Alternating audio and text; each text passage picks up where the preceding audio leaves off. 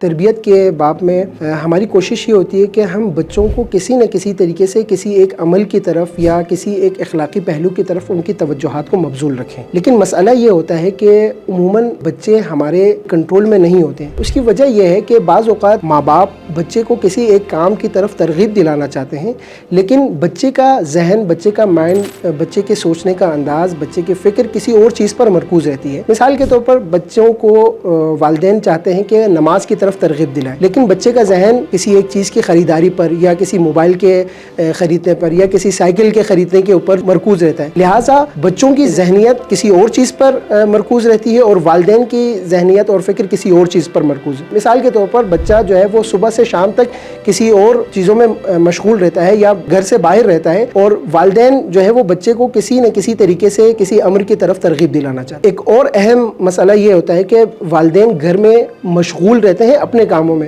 मिसाल के तौर पर वालिद अपने जॉब के बाद जब घर वापस आता है तो वो अपने उमूर में मगन रहता है, या वालिदा अपने कामों में, घर के कामों में, खाना बनाने में या दीगर दूसरी चीज़ों में मशगूल रहती हैं और उनकी तवज्जुहात किसी और चीज़ पर होती है, और बच्चा अपने तय अपने सोच और फ़िक्र में मशगूल रहता है। लिहाजा अगर यहाँ हम बच्चों को किसी एक काम की तरफ तरगीब दिलाना चाहते हैं तो ज़रूरी ये है कि हमारी जहनियत और फ़िक्र बच्चों की जहनियत के हमसंग हो, हमराह हो। यानी हम अगर तरबियत करना चाहते हैं तो हमारी फ़िक्री जहत और बच्चों की फ़िक्री जहत और जहनियत बिल्कुल हमराह हो जाए।